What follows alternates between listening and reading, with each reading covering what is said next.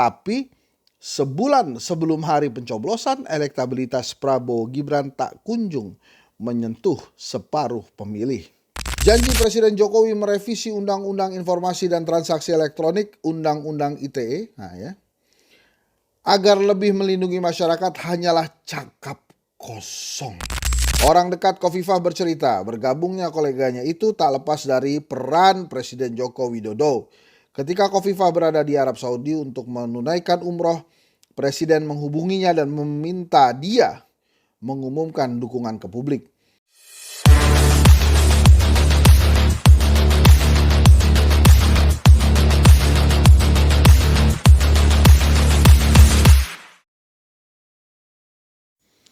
Oke, teman-teman, seperti biasa kita baca-baca tempo ya. Wah, ini kelihatannya saya ketinggian duduknya nih. Kita turunin ya. Ya. Ini lebih enak nih kelihatan kita. Tempo, angan-angan satu putaran. Kita baca opininya seperti biasa, tapi ini ada ini nih, penetrasi kongsi Goto dan TikTok. Ancaman baru Undang-Undang ITE. Wah, ini kita baca opininya satu-satu. Tapi saya rasa saya mau bacain opini yang utama nih sekarang. Tentang satu putaran atau dua putaran ya. Saya sih gini ya teman-teman ya.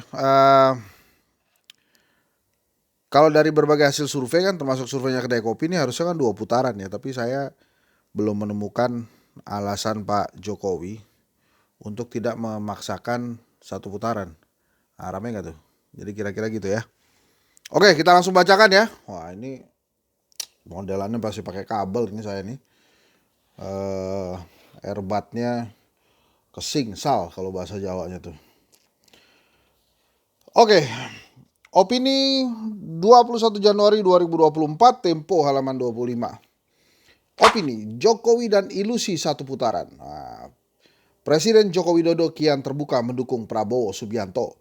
Tak cuma bergerak di belakang layar, dia turun gelanggang untuk mewujudkan ambisi memenangkan calon presiden yang berpasangan dengan anaknya, Gibran Rakabuming Raka itu. Jokowi seperti juru bicara Prabowo Gibran setelah debat kedua calon presiden pada 7 Januari 2024. Ia meminta Komisi Pemilihan Umum mengubah format debat agar lebih berfokus pada visi dan misi, tak menyerang personal. Jokowi membela Prabowo yang keteteran menjawab pertanyaan rivalnya Anies Baswedan dan Ganjar Pranowo dalam debat bertema pertahanan, keamanan, hubungan internasional, dan geopolitik. Topik yang semestinya dikuasai Prabowo sebagai Menteri Pertahanan. Kita emang lihat ya tampangnya ya, pada saat gak bisa jawab tuh tampangnya agak beda tuh Pak Prabowo. Usul Jokowi agar pertanyaan debat tidak menyangkut pribadi calon presiden jelas mengada-ada. Dalam debat politik menyoal masalah personal hal yang wajar, sebab presiden adalah jabatan publik. Para kandidat harus siap dikuliti isi pikiran dan kebijakannya di depan publik.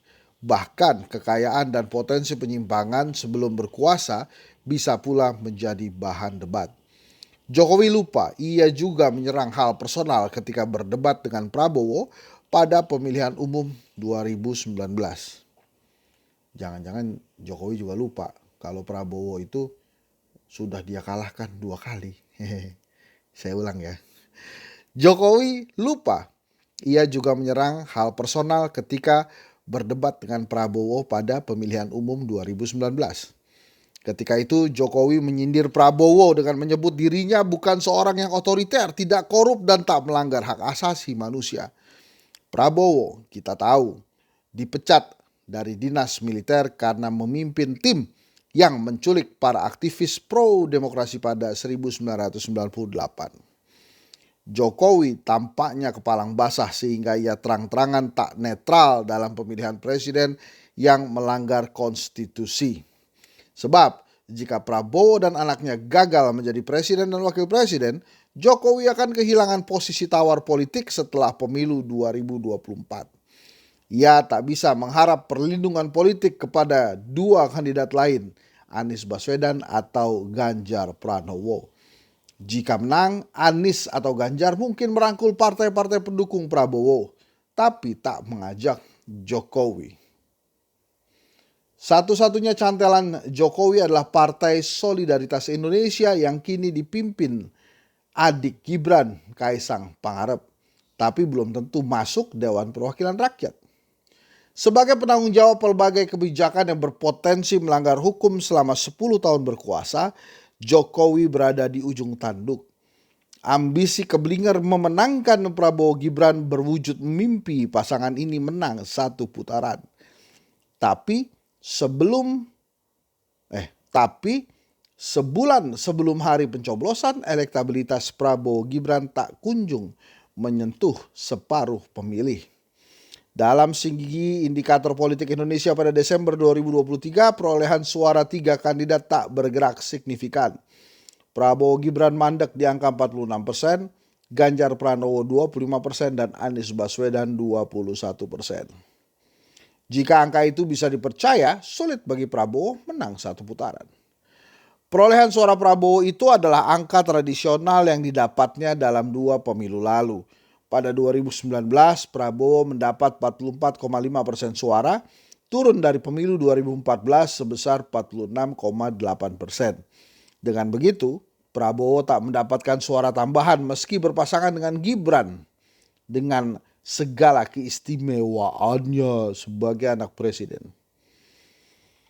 Undang-Undang Nomor 7 Tahun 2017 tentang Pemilu menyebutkan untuk menang satu putaran, kandidat harus mendapatkan suara lebih dari 50% plus sedikitnya 20% suara di tiap provinsi di lebih dari separuh jumlah pemerintahan tingkat 1.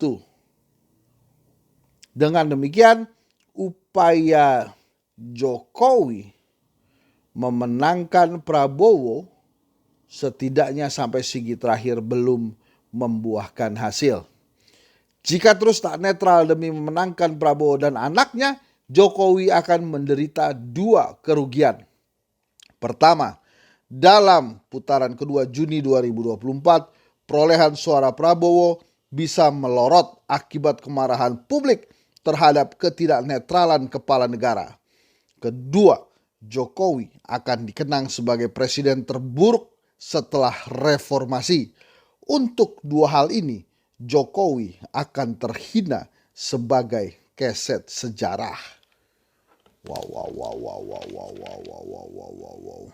Itu opini Tempo ya. Tapi saya mau bacain juga nih opini-opini lain. Legalisme otokratis rezim Jokowi. Pemerintah dan DPR mempertahankan pasal-pasal karet dalam revisi Undang-Undang ITE. Makin mengancam kebebasan berekspresi.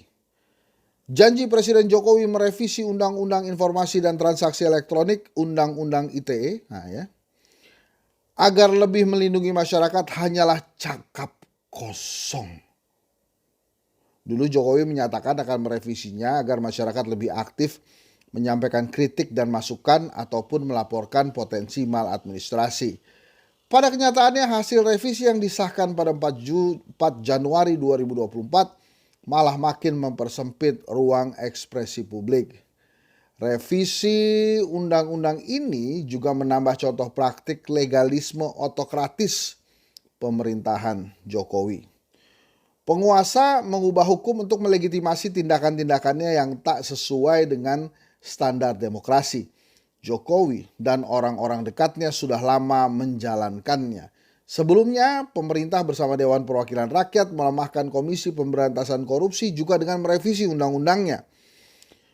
Pembentukan sejumlah undang-undang pun tanpa melalui prosedur yang patut sebut saja Undang-Undang Cipta Kerja dan Undang-Undang Ibu Kota Negara. Kini, Jokowi menggunakan pendekatan serupa dalam revisi Undang-Undang ITE. Pembahasan rancangan revisi itu tidak transparan dan dilakukan secara tertutup di DPR. Tak ada partisipasi publik yang memadai dalam proses legislasi tersebut. sejak rapat kerja bersama DPR dan pemerintah yang membahas rancangan itu mulai pada awal 2023, hanya satu kali Komisi Komunikasi dan Informatika DPR mengundang beberapa kelompok masyarakat sipil untuk meminta masukan. Undangan itu tampaknya hanya dijadikan legitimasi bagi DPR agar seolah-olah pembahasan legislasi sudah melibatkan publik. Para legislator yang seharusnya menjadi pengimbang pemerintah seperti biasa juga membebek pada kemauan pemerintah. Mereka menutup telinga pada protes masyarakat dan korban Undang-Undang ITE. Kompaknya pemerintah dan DPR itu melahirkan revisi Undang-Undang ITE yang masih mempertahankan pasal-pasal bermasalah tentang pencemaran nama, ujaran kebencian, dan penyebaran informasi palsu. DPR dan pemerintah malah menambahkan satu pasal tentang tuduhan yang dianggap menyerang kehormatan atau mencemarkan nama seseorang. Dengan pasal baru ini, seseorang yang diadukan ke polisi terancam hukuman penjara 6 tahun sehingga aparatur hukum bisa menahan siapa saja tanpa perlu pembuktian awal termasuk wartawan selama 120 hari. Pasal-pasal tersebut jelas mengancam kebebasan pers. Upaya media massa mengungkap kasus korupsi dan penyalahgunaan kekuasaan oleh pejabat misalnya sangat mungkin dijerat dengan ketentuan baru ini. Memang sesuai dengan keputusan bersama Menteri Komunikasi dan Informatika, Jaksa Agung, dan Kepala Kepolisian Republik Indonesia pada 2021, implementasi Undang-Undang ITE bagi pers mengacu pada Undang-Undang Pers. Namun, revisi Undang-Undang ITE ini membuka celah penafsiran yang bisa disalahgunakan untuk membungkam pers. Data Southeast Asia Freedom of Expression Network atau SafeNet menunjukkan sepanjang 2016 hingga 2023 setidaknya ada 984 kasus kriminalisasi kebebasan berekspresi. Sebagian besar kasus tersebut diperkarakan dengan menggunakan Undang-Undang ITE dan kebanyakan penggugat adalah pejabat publik.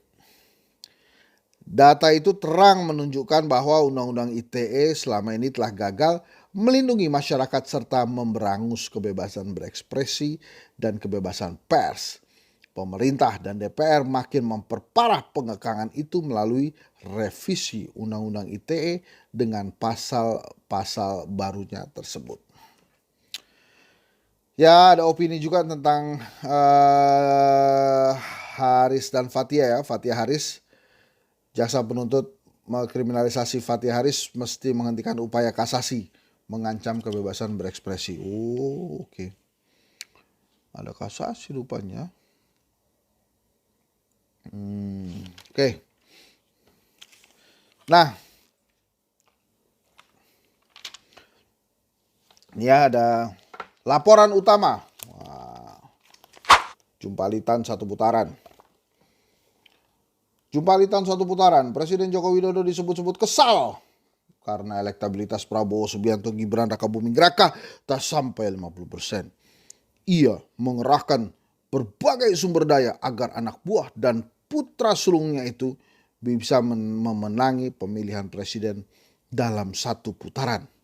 Elektabilitas Prabowo Gibran di sejumlah daerah masih kalah oleh Anies Baswedan, Muhaimin Iskandar, dan Ganjar Pranowo Mahfud MD. Nih pertanyaan. Kan dari tadi disebutnya Presiden Jokowi mendukung Prabowo Gibran. Itu sebetulnya dia itu mendukung anak buahnya atau mendukung anaknya. Dia itu sebetulnya mendukung Prabowo atau mendukung Gibran. Pertanyaan. Ya, ini ada beberapa foto ya. Jokowi makan malam bersama Pak Prabowo. Kemudian ada foto Jokowi bersama Julhas ya.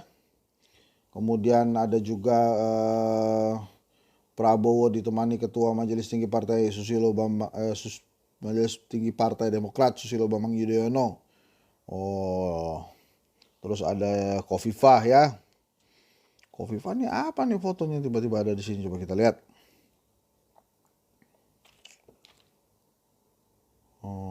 Kita bacain ya.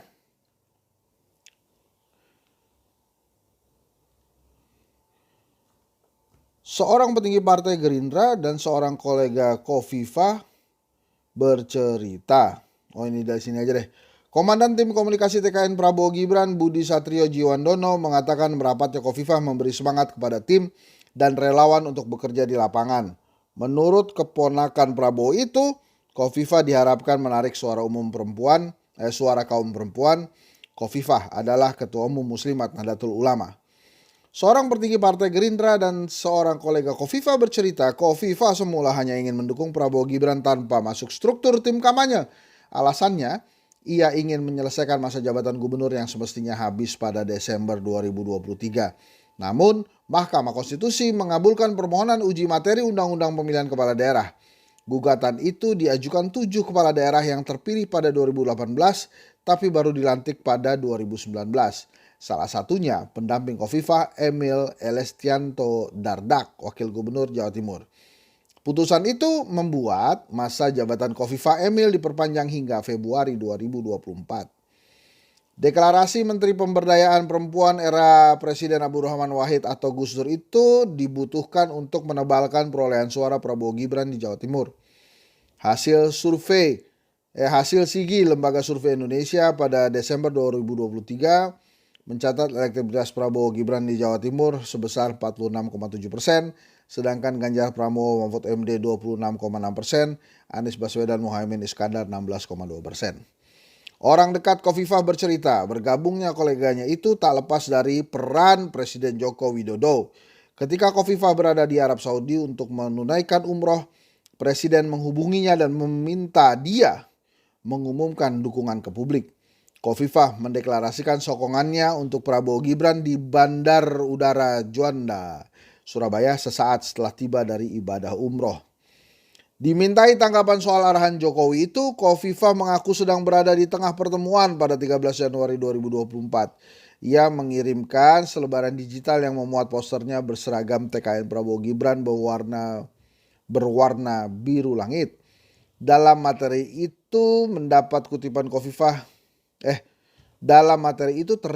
kutipan Khofifah yang siap jadi juru kampanye dan pengurus TKN Prabowo Gibran.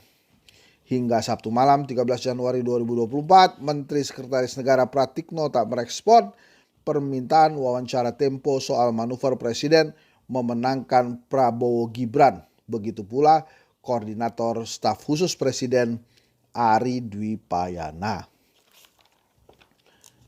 Wah, ini ya, ada juga nih tentang cawe-cawe tanpa henti Jokowi. Terus, wah ini bagus-bagus nih. Nah ini saya unikin ini ya. Hasrat menang satu putaran. Jokowi menyambangi tempat-tempat yang menjadi lokasi kampanye Pak Ganjar Pranowo. Presiden Joko Widodo makin kentara mendukung pasangan calon Presiden Prabowo Subianto Gibran Rakabuming Raka. Pasangan ini berhasrat memenangi pilihan dalam satu putaran pada 14 Februari 2024. Tim Anies Baswedan dan Ganjar Pranowo mencoba mencegahnya. Presiden Jokowi terlihat makan bersama Prabowo Subianto. Ia juga makan dengan dua pemimpin partai. Ini 5 Januari 2024 ya. Ia juga makan dengan dua pemimpin partai mendukung Prabowo, Ketua Umum Partai Golkar Erlangga Hartarto dan Ketua Umum Partai Amanat Nasional Zulkifli Hasan. Tim internal Prabowo Gibran mendapatkan data elektabilitas jagoan mereka mandek di bawah 50%. Pentolan tim Anies Baswedan, Muhaimin Iskandar dan Ganjar Pranowo Mahfud MD intens berkomunikasi.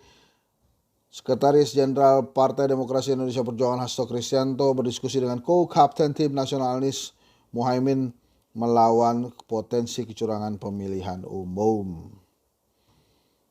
7 Januari 2024 saat debat calon presiden kedua, Anies dan Ganjar bahu-membahu mengkritik Prabowo sebagai Menteri Pertahanan. Kampanye Ganjar berupaya menaikkan elektabilitas Jawa Tengah yang tersedot oleh kampanye tim Prabowo. Ya gitu teman-teman, ya itulah dia Tempo hari ini, luar biasa. Ini ada laporan utama ya, akhir migrasi suara ayah. Elektabilitas Prabowo Gibran mandek sejak November 2023 di sejumlah daerah. Perolehan suara Prabowo tergerus oleh Anies Muhaimin. Ini teman-teman ya, selain Pilpres saya rasa kita juga wajib pay attention dengan pemberitaan UU ITE tadi ya. Saya juga sudah bacakan. Lengkapnya nanti teman-teman silahkan beli Tempo. Menarik juga ini di Tempo yang ini ada wawancara Kepala Pusat Pelaporan dan Analisis Transaksi Keuangan Ivan Yustiavandana. Ada dugaan tindak pidana terkait pemilu katanya. Jadi silakan teman-teman. Terima kasih. Sebelum diakhiri, tolong kalau ada temennya kanan kiri yang belum subscribe YouTube saya, tolong di subscribe ya. Terima kasih. Assalamualaikum warahmatullahi wabarakatuh. Salam sehat, salam waras.